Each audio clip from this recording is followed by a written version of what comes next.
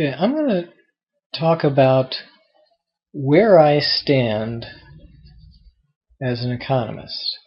This is Dr. Kling, and I'm not sure what this whether this lecture belongs in my economics class or not, but I'll record it and just see what happens. So it's where I stand, and it may explain something about how I approach teaching economics. When I talk to my students, sometimes I'll mention that I have a weblog.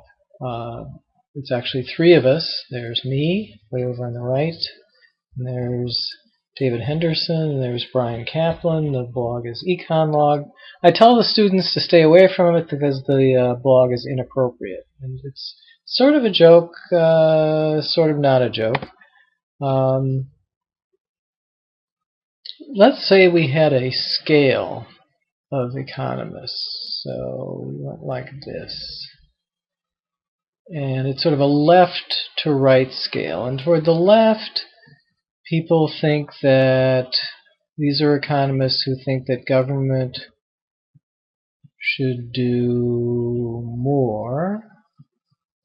That's over on the left. And to the right, there are economists who think that government should do less. So as you move to the right, you get economists who think that government should do relatively less, spend less, regulate less, tax less, provide less in terms of insurance, social insurance, and so on. And here government should do relatively more. And let's illustrate what you might call the mainstream. So let me draw big lines here. The mainstream economists. Okay, so these are people who you would end up be called technocrats, wonks. So that mainstream: technocrats, wonks, policy experts,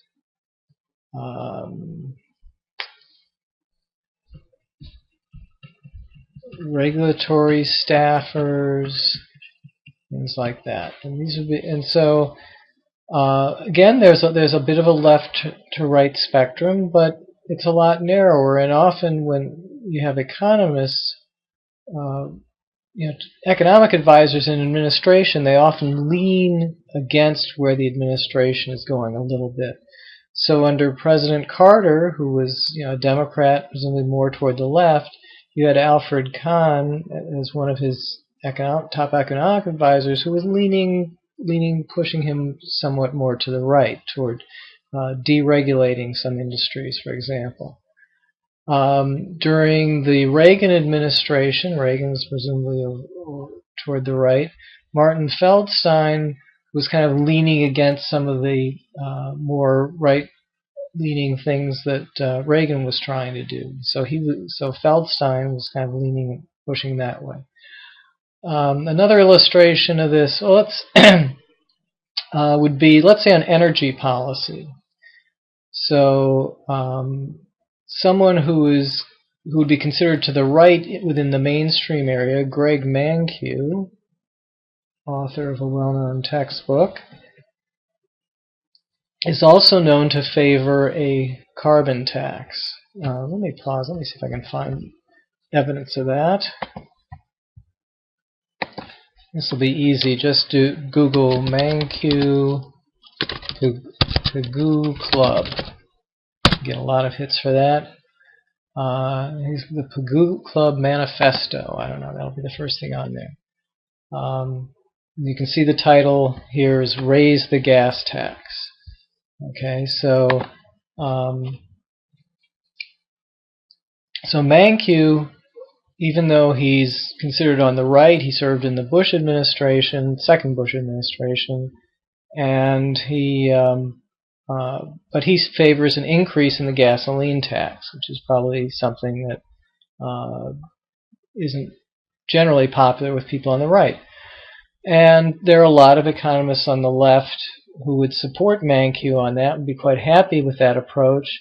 But either in addition to that, or if that can't be politically feasible, the people who are on the left might also talk about some other possibilities, cap and trade, or government mandates about energy efficiency and so on.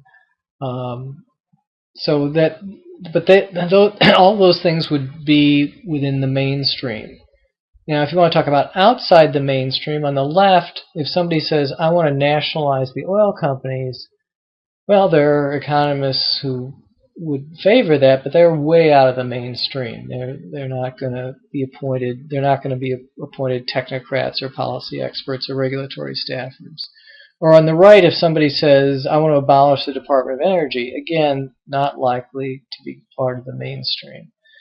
So that's the picture. And now let me show kind of where I am in this chart. And I'm approximately somewhere over here. Okay, so just way, way, way out there. Nowhere near the mainstream. So we're and there are a few of us out here.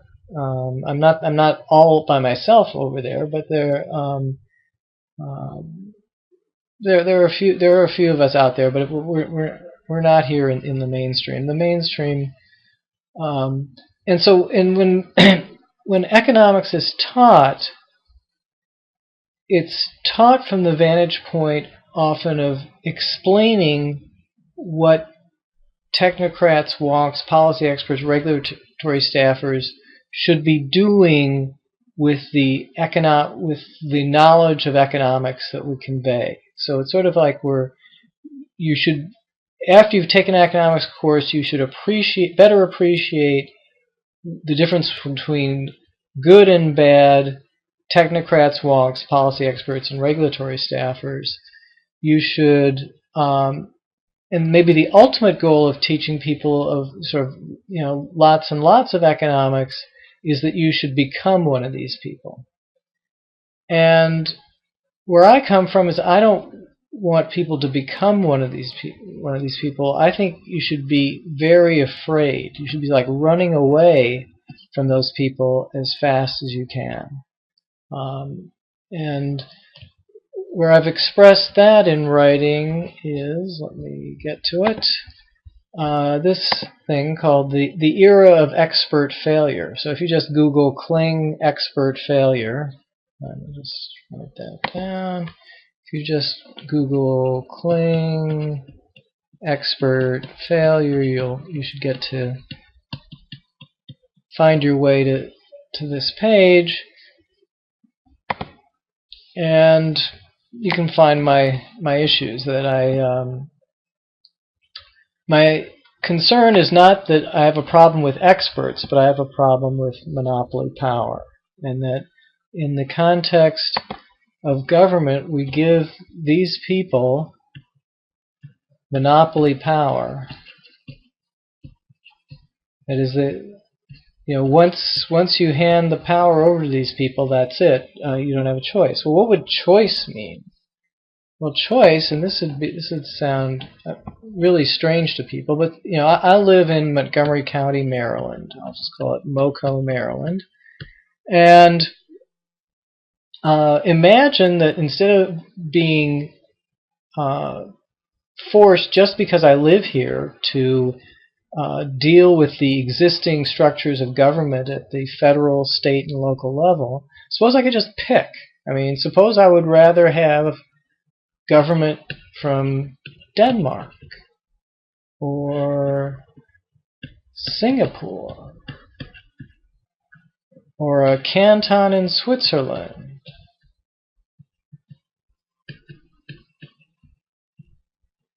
Or maybe a company, maybe I'd rather have Walmart try delivering some government services or something. So imagine having a lot of choices. That's kind of what I would like to have here. So So I want experts, but I want experts who sort of know their place.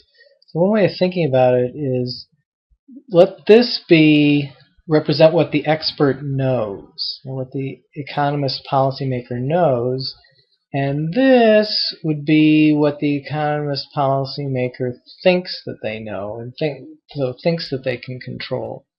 And this huge discrepancy between what people know here and what they think they know all the way out here is what frightens me, and why I say we should learn to run away from the experts, and why I'm afraid of the experts. It's not that I'm not afraid of what they know. I think what they know is good and it's getting better, but I'm afraid of what they think they know relative to what they know.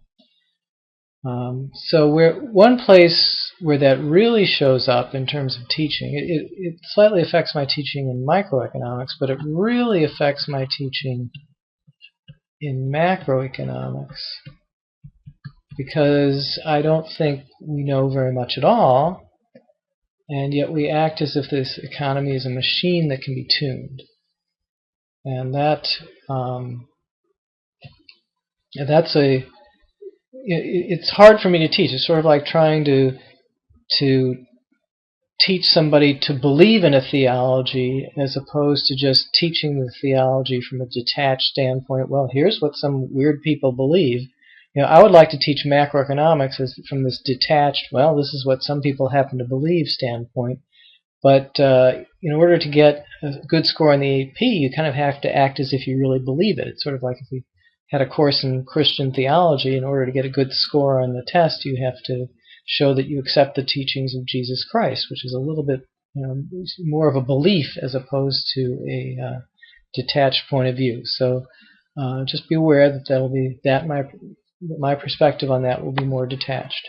So that's very brief where I stand on economics.